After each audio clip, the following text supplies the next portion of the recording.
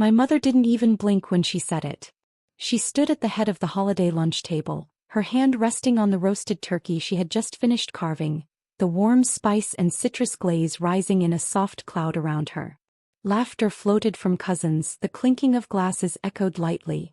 And then her eyes landed on me like a verdict. "You need to leave," she said quietly, almost casually. "And stop relying on the family." The room didn't fall silent. It stalled. Forks hovered mid-air. Heads tilted. Even the fireplace crackle sounded hesitant. I stared at her across the long table, the string lights glinting off the cranberry sauce behind her. She looked almost peaceful, like she believed she was doing something noble. My father didn't intervene. My sister didn't look up from adjusting her napkin. My aunts exchanged the faintest smirks, those tight little expressions people wear when a long-standing secret hierarchy finally says itself out loud. I felt heat rising in my cheeks, but not from shame. From clarity. The kind of clarity that arrives like a thin blade. Quiet. Precise. Final.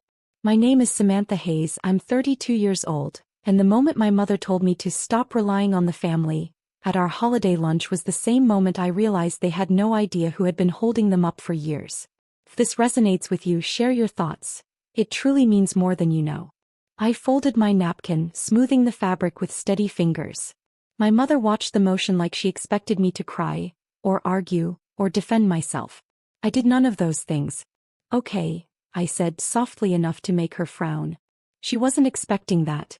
The dining room smelled of nutmeg and rosemary. Steam rose from the mashed potatoes in gentle curls.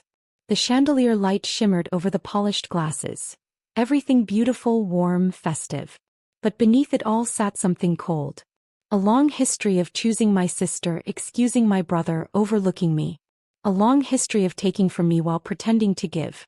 My sister finally spoke, her tone airy and sharp. "Mom's right," she said lightly. "You need to stand on your own 2 feet, Sam." The irony almost made me laugh. Stand on my own feet. The words echoed through me like an old bruise.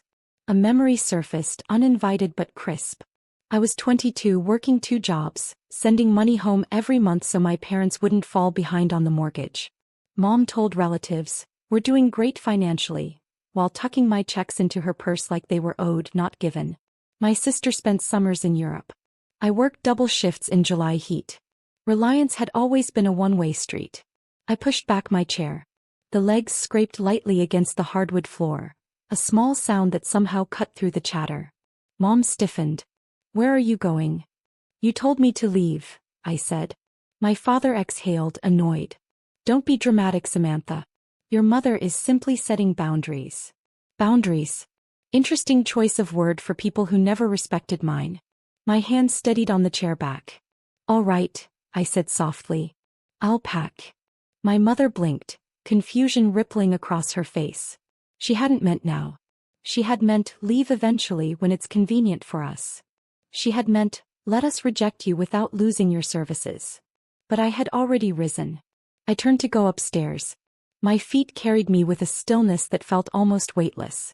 Behind me I heard my aunt whisper, "Well, at least she's finally listening." And another voice, "She should have left years ago." I kept walking. The staircase creaked softly under my steps. The banister was warm under my palm. All around me the house felt too familiar. The framed holiday photos, the oak shelves, the faint scent of cinnamon candles Mom always lit in December. This was the home I helped keep afloat. The electricity bill I secretly paid 3 months straight. The car repair I covered when Dad claimed he'd borrow the money from me. The house insurance they hadn't realized I renewed for them. Reliance? They didn't even know what that word truly meant. I entered the small guest room where I stayed during holidays. My suitcase sat half open at the foot of the bed. I had unpacked only partially, sensing something in the air when I arrived. I folded my sweater, placed it inside. Folded another.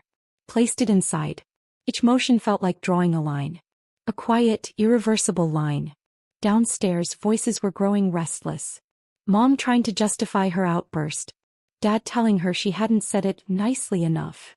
My sister giving commentary on how Sam has always been so sensitive. None of them understood that sensitivity was not the problem. Silence was never weakness. Quiet was never surrender. I zipped the suitcase shut. Then I paused, letting the stillness of the room settle around me. In that moment, the truth crystallized. They weren't losing a daughter who relied on them. They were losing the person who kept their world stitched together while they congratulated themselves. I picked up my suitcase and walked downstairs. The house murmurs faded as they sensed my presence. Dad's brows knitted. "You're really going?" Mom pressed her lips thin. "Well, maybe it's for the best." My sister shrugged, bored. "You'll be fine, Sam. You always land on your feet." "Always." "Yes." I did. I set my suitcase gently by the door and turned to face them fully. "Calm. Steady. Taken. I'm not relying on this family," I said. "I never have." They exchanged confused glances. I continued, voice even. "But this family has been relying on me for years." The room still wasn't silent. It was stunned. Quiet in the way truth demands quiet. "What are you talking about?" Mom scoffed. I looked directly at her. "The bills. The insurance. The mortgage cushion. The repairs. The medical copays. The emergencies. The overdraft fees." My father's face drained of color. My mother opened her mouth, then closed it again. My sister frowned, trying to piece together the timeline of dependency that she had never bothered to see. "You've depended on me," I said, "not the other way around." Mom stepped forward, voice trembling. "Samantha, what are you saying?" I took a slow, steady breath. "I'm saying that since you asked me to stop relying on the family." I reached into my bag and set a small folder on the table. "I'm stopping." My father's eyes widened. "What's that?" "A list," I said, "of everything I've been covering. And what happens when I stop." Before they could open it, I added, "And this goes into effect today." My mother's face went blank. The exact moment she realized what she had just thrown away. With one careless sentence at a holiday lunch. My mother didn't open the folder right away. She stared at it like it might burn her fingers. My father looked between us, confusion tightening the corners of his mouth. My sister's expression flickered. First annoyance, then curiosity, then something close to unease. The house felt suddenly colder. Even the scent of holiday spices couldn't soften the sharpness settling in the room. Dad finally reached for the folder. One page slid loose and fluttered to the floor. He picked it up, read the first line, and froze. 3 months of mortgage assistance, he murmured, voice strained. Mom blinked. What mortgage assistance?" He turned the page. "The home insurance renewal, paid by Samantha." His throat tightened. 2 car payments, paid by Samantha. Another page. "The emergency medical bill, paid by." He stopped reading. He couldn't continue. My mother snatched the folder and flipped through it, each page turning faster than the last. Her breathing grew shallow. This can't be right," she whispered. "You covered this many things?" I nodded. Her eyes darted across the pages. "Sam, this is thousands of dollars." "More," I said quietly. "Look at the totals." She did. Her hand flew to her mouth. My sister leaned over her shoulder, and her face drained of all color. Dad sank onto a chair, the folder trembling in his hands. "You've been supporting us?" "Not fully," I said. "Just the areas you pretended didn't need support." A soft wind rattled the window. Someone's fork clinked onto a plate in the dining room. Down the hallway, a child laughed at something on a tablet, oblivious to the unraveling happening in the living room. Mom looked up at me, eyes shimmering. "But you never said anything." "I shouldn't have had to." She swallowed hard. "We thought you struggled. We thought you weren't doing well financially." I smiled gently, almost sadly. "You thought that because that story made it easier to overlook me." My sister flinched like she'd been slapped. "I didn't overlook you," she said quickly. "You didn't look at me," I replied. "Not once. You only looked at what you needed." The truth settled around her like dust. Dad leaned forward, elbows on his knees. "Why would you do all this for us if you felt forgotten?" "Because I believed family meant helping when no one else could," I said. "Because I wanted this house, this family, to stay afloat." Mom whispered. "And now?" "Now," I said, "I'm done." Their silence wasn't empty. It was heavy, filled with all the things they should have noticed years ago. My mother stepped forward, hands trembling. "We didn't know." You didn't ask. The room felt smaller, as if the walls themselves were listening. My father rubbed his forehead. So when you said you were stopping, you meant? Yes, I said. Everything ends today. Their panic was immediate and unfiltered. But we can't afford the mortgage alone. Mom cried. You weren't supposed to, I said. You were supposed to learn to stand on your own just like you demanded from me. My sister shook her head, voice shaking. But Mom didn't mean. I lifted a hand. She didn't need to mean it. She just needed to say it. A memory surfaced, one I hadn't expected. I was 17, crying quietly after a teacher insulted me in front of class. My mother told me, stop making everything emotional. Stand on your own feet. She didn't hug me. She didn't defend me. She didn't see me. That sentence echoed through years. Today I finally answered it. My mother sat slowly onto the couch. Sem, please. We can't lose you.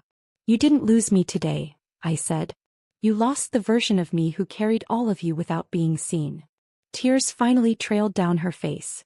My sister touched my arm, an action that startled even her. I'm sorry, she whispered. I didn't know how much you were holding. It wasn't your job to know, I said softly. It was your job not to assume I held nothing. Dad stood, voice weak. Is there anything we can say to fix this? I took a breath. Deep, steady, honest. Yes, I said. But not today. They looked at me, really looked, for the first time in years. What do you need from us? Dad asked. I met his eyes.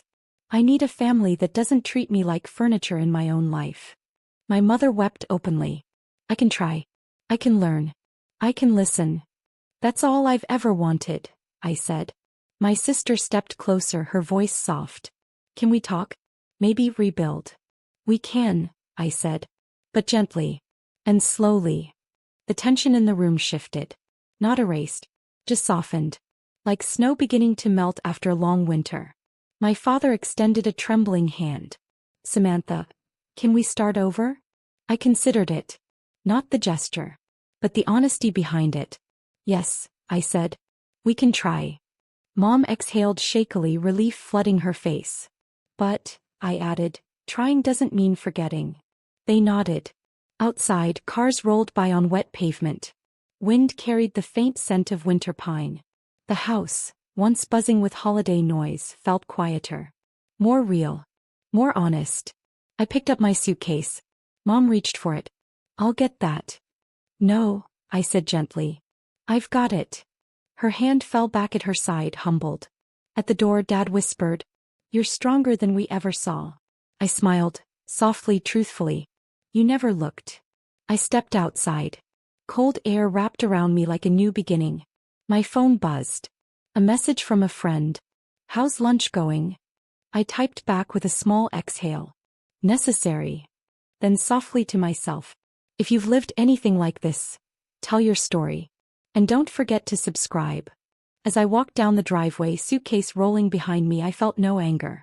No regret. Only certainty. That leaving wasn't losing. It was choosing. Choosing myself. Choosing truth. Choosing peace.